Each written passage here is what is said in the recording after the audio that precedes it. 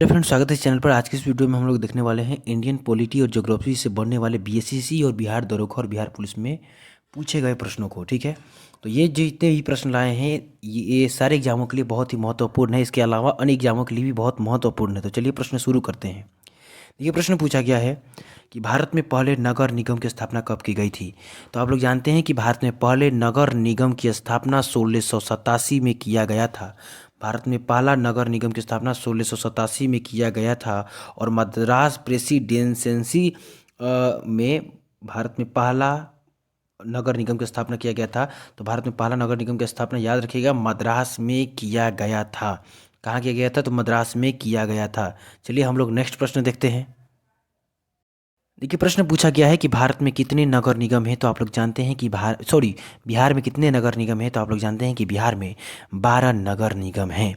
अब देखिए नगर निगम से कुछ बातों को जान लीजिए जो कि एग्जाम के लिए बहुत ही महत्वपूर्ण होगा।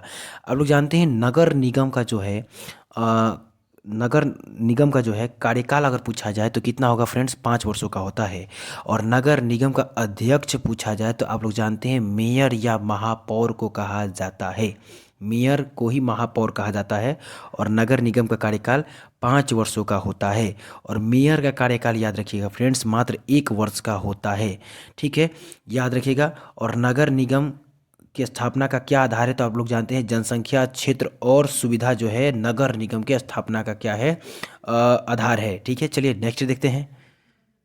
देखिए प्रश्न पूछा गया है, बहुत ही अच्छा प्रश्न है। पूछा गया है कि भारत में नियोजित अर्थव्यवस्था का विचार कहाँ से ग्रहण किया गया था। तो आप लोग जानते हैं कि भारत में नियोजित अर्थव्यवस्था का विचार सोवियत संघ से ग्रहण किया गया था। आप लोग जानते हैं नियोजित अर्थव्यवस्था क्या है? तो देखिए, जब अर्थव्यवस्था की विभिन्न क्रिया सरकार के योजनाओं द्वारा होने लगे तो उस अर्थव्यवस्था को क्या कहा जाता है? नियोजित अर्थव्यवस्था कहा जाता है। और नियोजित अर्थव्यवस्था का विचार हम लोग सोवियत संघ के संविधान से लिए हैं। चलिए नेक्स्ट देखते हैं। देखिए प्रश्न पूछा गया है कि निम्न में से किसे पहले भारत रत्न से सम्मानित किया गया था। पूछा गया है कि इनमें से किसे पहले भारत रत्न से सम्मानित किया गया था। तो पहले चलिए भारत रत्न के बारे में बातें कर लेते हैं, उसके बाद भारत रत्न से सम्मानित व्यक्ति का नाम बताते हैं। आप लोग जानते हैं कि भारत का सबसे बड़ा सर्वोच्च नागरिक सम्मान जो होता है वो क्या होता है? भारत रत्न होता है। और उसके बाद में दूसरा सर्वोच्च नागरिक सम्मान जो होता है पद्म विभूषण होता है। तो भारत के प्रथम राष्ट्रपति जो थे डॉक्टर राजेंद्र प्रसाद, उनके द्वारा 2 जनवरी 1954 को भारत में भारत रत्न पुरस्कार का क्या किया जाता है? घोषणा किया जाता है, लाया जाता है।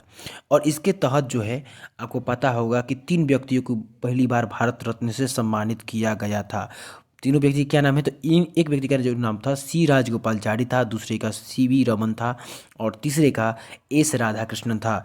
तो देखिए हम लोग यहाँ ऑप्शन डालने में हम क्या किए हैं? मिस्टेक कर दिए हैं। यहाँ 2 व्यक्तियों का ऑलरेडी नाम डाल दिए हैं और तीसरा व्यक्ति कौन है? सीवी रमन है। तो याद रखिएगा 3 व्यक्ति थे, सी राजगोपालचारी, एस राधाकृष्णन और सीवी रमन। तो याद रखिएगा इसका राइट आंसर जो होगा ये दोनों होगा। और साथ में एक और याद रखिएगा सीवी रमन भी होंगे।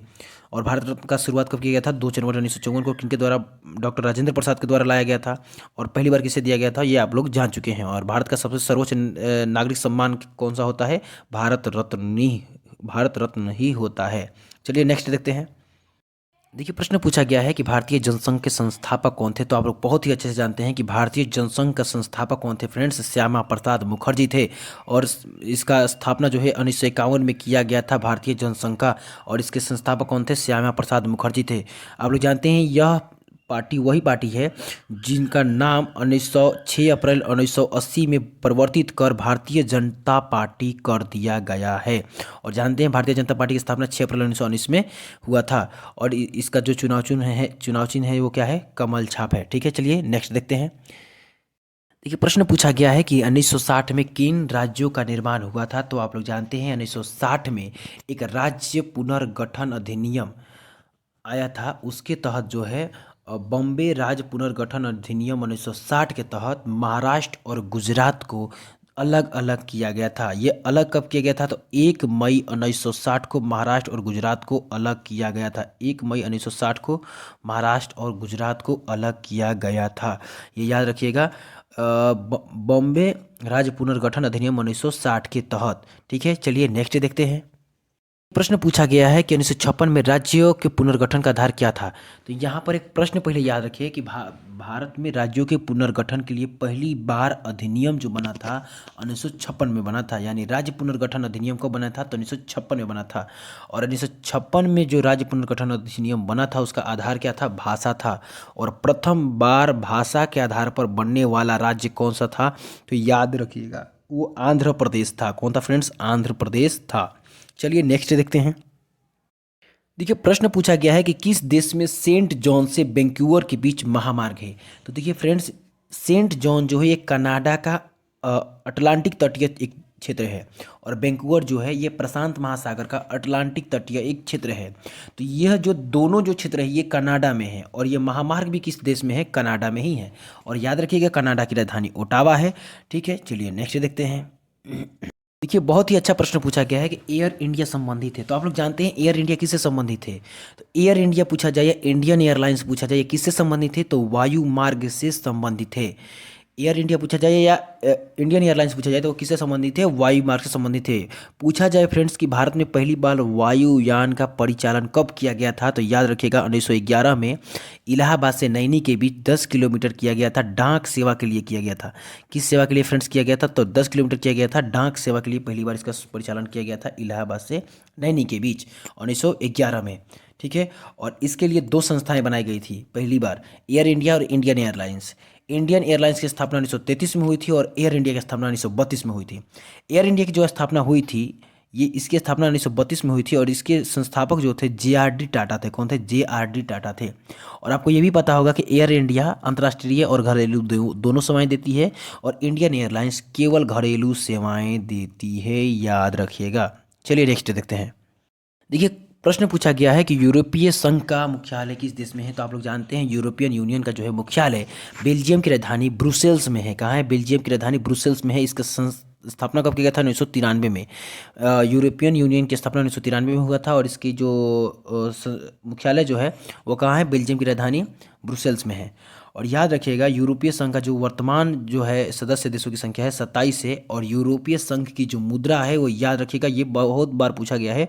यूरोपीय संघ यूरोपियन यूनियन का जो मुद्रा है वो क्या है, यूरो है। क्या है फ्रेंड्स, यूरो है। चलिए नेक्स्ट देखते हैं। देखिए प्रश्न पूछा गया है कि निम्न में से किस संघ का मुख्यालय काठमांडू में अवस्थित है। तो आप लोग जानते हैं कि दक्षेस जो है, दक्षेस को हम लोग संक्षिप्त में सार्क कहते हैं। दक्षेस का पूरा नाम जो है दक्षिण एशियाई क्षेत्रीय सहयोग संगठन नाम है। ठीक है, और दक्षेस जो है इसे संक्षिप्त में हम लोग सार्क कहते हैं, और सार्क का आप लोग पूरा नाम जानते हैं south Asian association for regional corporation इसका पूरा नाम है। और इसका मुख्यालय कहाँ है फ्रेंड्स, काठमांडू में है। इसका स्थापना कब किया गया था, तो 8 दिसंबर 1985 को किया गया था काठमांडू में। और इसका पहला सम्मेलन कहाँ आयोजित किया गया था, ये भी पूछा जाता है, तो श्रीलंका की राजधानी कोलंबो में आयोजित किया गया था। और इसके सदस्य देशों की संख्या कितना है फ्रेंड्स, 8 है। इसके सदस्य देशों की संख्या कितना है, 8 है। कौन कौन से इसके सदस्य हैं ये याद रखिएगा। इसका एक ट्रिक है, MBBS पीना एक ट्रिक है, इससे इसके सदस्य देशों को आप लोग याद कर सकते हैं। M से मालदीव, B से भूटान, B से बांग्लादेश, S से श्रीलंका, P से पाकिस्तान, I से इंडिया, N से नेपाल और A से अफगानिस्तान जो है इसके सदस्य देश हैं, ये याद रखिएगा। चलिए हम लोग नेक्स्ट प्रश्न देखते हैं। देखिए प्रश्न पूछा गया है कि निम्नलिखित में से कौन कालाहारी मरुस्थल की जनजाति है। तो आप लोग जानते हैं कालाहारी मरुस्थल जो है अफ्रीका महादेश में 2 मरुस्थल है। एक सहारा मरुस्थल है जो कि विश्व का सबसे बड़ा मरुस्थल है, ये याद रखिएगा। विश्व का सबसे बड़ा मरुस्थल जो है अफ्रीका में ही है, सहारा मरुस्थल।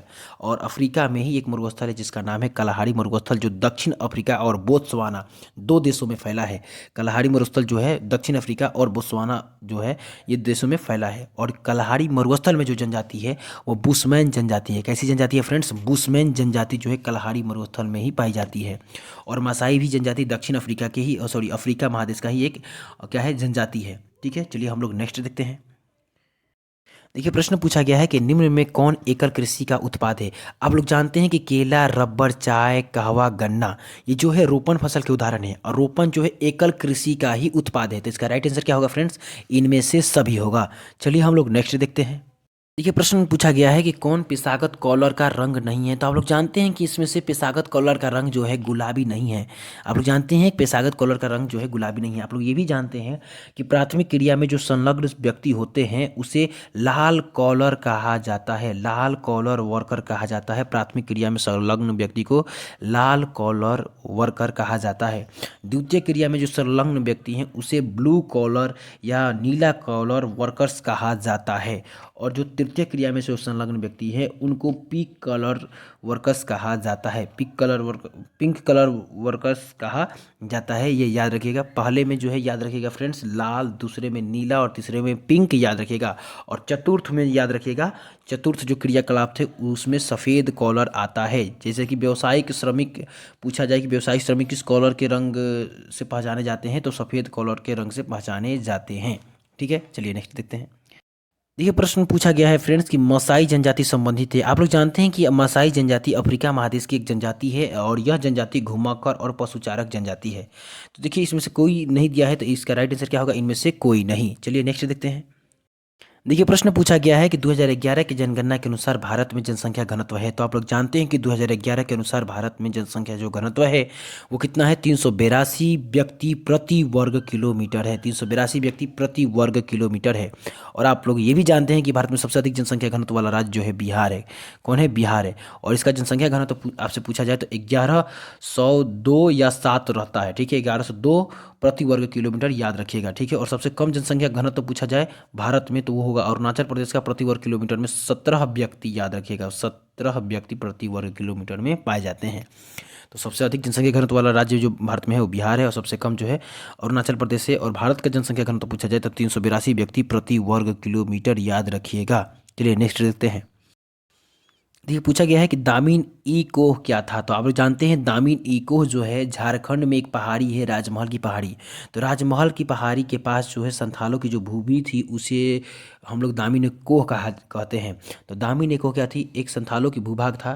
ठीक है, दामिन क्या था? एक भूभाग था। ठीक है, चलिए नेक्स्ट देखते हैं। देखिए पूछा गया है कि प्रयाग प्रशस्ति की रचना किसने की। तो आप लोग जानते हैं कि प्रयाग प्रशस्ति जो अभिलेख है इसकी रचना हरिसेन के द्वारा किया गया था। किसके द्वारा किया गया था? हरिसेन के द्वारा। और आप लोग ये भी जानते हैं कि प्रयाग प्रशस्ति जो अभिलेख है ये समुद्रगुप्त के बारे में जानकारी देता है। और समुद्रगुप्त के बारे में भी आप लोग जानते हैं कि समुद्रगुप्त को भारत का नेपोलियन कहा जाता है, जो गुप्त वंश का एक शासक था। गुप्त वंश का एक शासक था। और गुप्त वंश का संस्थापक आपसे पूछा जाए तो याद रखिएगा फ्रेंड्स, कौन थे? श्रीगुप्त थे। कौन थे? श्रीगुप्त थे। चलिए नेक्स्ट देखते हैं। नेक्स्ट पूछा गया है कि प्लासी का युद्ध लड़ा गया था। तो आप लोग जानते हैं कि प्लासी का युद्ध कब लड़ा गया था? तो 1757 में सिराजुद्दौला और रॉबर्ट क्लाइव के बीच, बंगाल के गवर्नर रॉबर्ट क्लाइव के बीच और सिराजुद्दौला के बीच हुआ था, जिसमें सिराजुद्दौला की हार हुई थी और रॉबर्ट क्लाइव की क्या हुई थी? जीत हुई थी। और प्लासी का युद्ध तो आप लोग जानते हैं प्लासी नदी किनारे हुआ था। 1764 में जो हुआ था बक्सर का युद्ध हुआ था।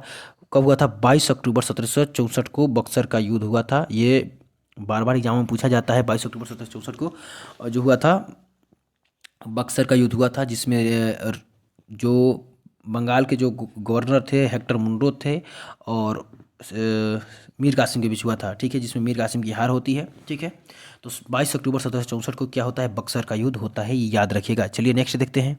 प्रश्न पूछा गया है कि 1857 के विद्रोह के समय इंग्लैंड के प्रधानमंत्री कौन थे। तो आप लोग को पता होगा कि 1857 के विद्रोह के समय इंग्लैंड के प्रधानमंत्री पामस्टर्न थे। कौन थे? पामस्टर्न थे।